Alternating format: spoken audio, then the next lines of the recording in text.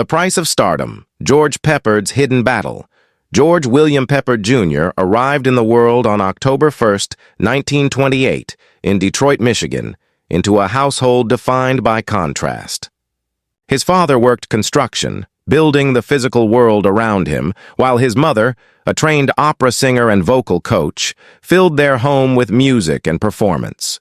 She had endured 5 miscarriages before George was born, a history of loss that likely forged an unusually tight bond between mother and son from the very start. That stability didn't last.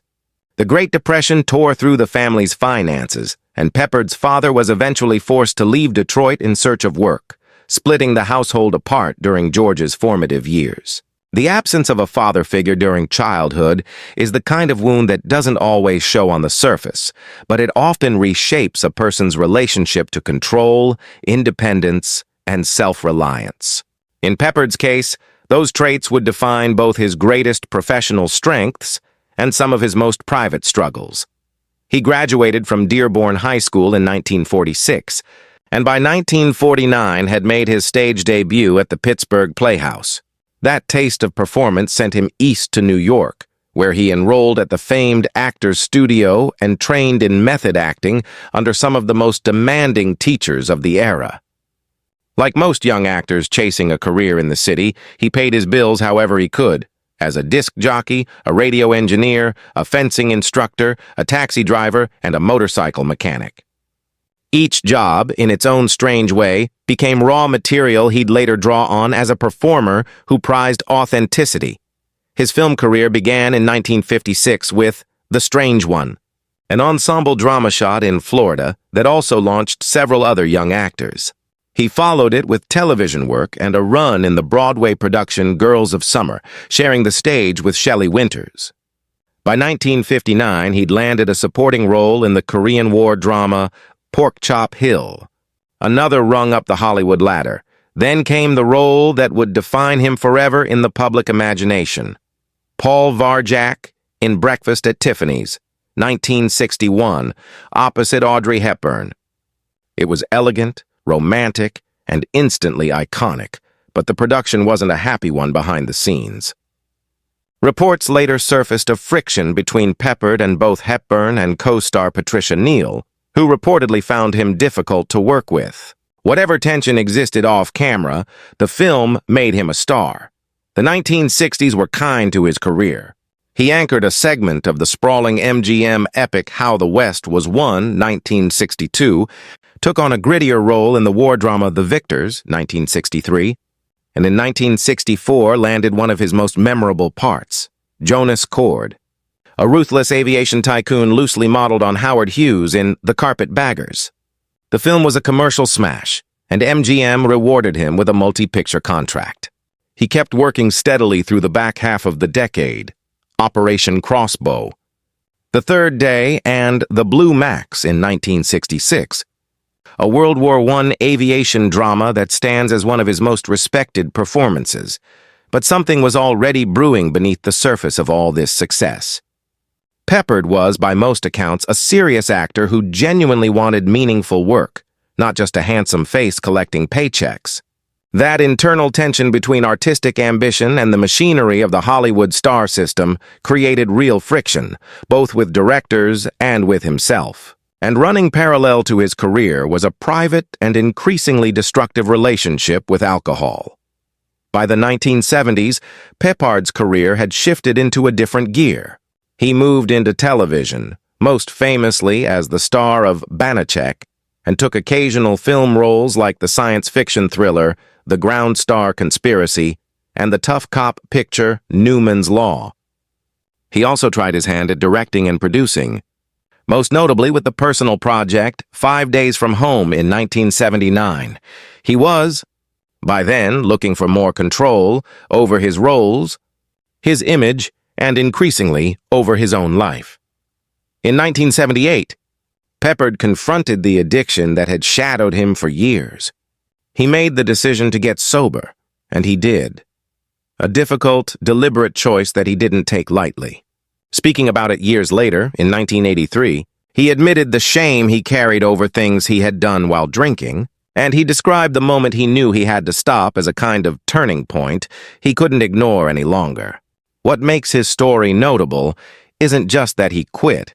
Plenty of people in Hollywood cycled in and out of sobriety without ever truly reckoning with it, but that he stayed committed afterward, becoming involved in helping other people fighting the same battle. It reframed him, at least partially, from tabloid fodder leading man into someone using hard-won experience to support others.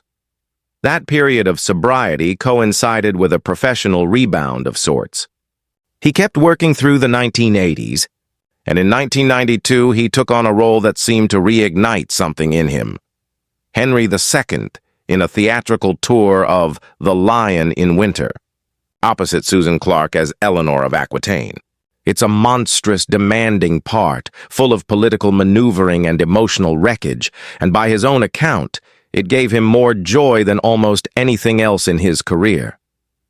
He said as much publicly, describing the rare satisfaction of finally landing a role that fit him perfectly, at a point in his life when he wasn't sure he'd get many more chances like it, but 1992 brought devastating news alongside that creative high. After decades as a heavy smoker, by some accounts up to 3 packs a day, Peppard was diagnosed with lung cancer. He underwent surgery to remove part of a lung and finally quit smoking, but the damage from decades of tobacco use couldn't be undone by willpower alone. He kept working anyway. In 1994, just months before his death, he filmed a guest appearance on Matlock that doubled as a backdoor pilot for a proposed spin-off series, in which he would have played an aging private investigator working alongside his estranged daughter, played by Tracy Nelson. The premise leaned into exactly the kind of themes that had run through his own life: generational distance, reconciliation, the wear of experience against youthful energy. The episode aired just 8 days before he died. The series never happened. Peppard's personal life mirrored the instability that seemed to trail him professionally. He married 5 times and had 3 children. His first marriage, to Helen Davies in 1954, produced 2 kids and ended in divorce a decade later. His second, to actress Elizabeth Ashley, his co-star in both The Carpetbaggers and The Third Day, was famously volatile, on-screen chemistry translating into an intense but short-lived real-life partnership that produced a son before ending in 1972.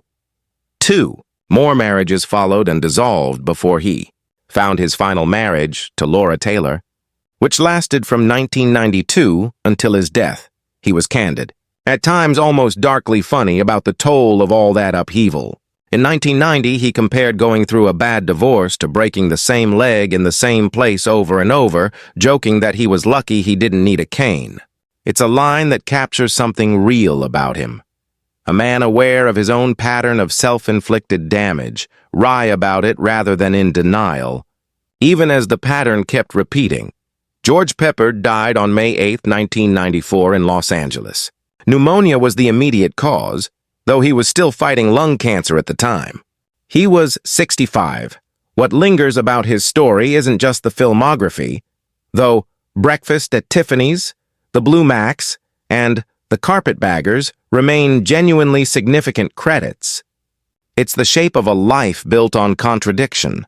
A disciplined, serious craftsman who struggled for years with the very undisciplined grip of alcohol.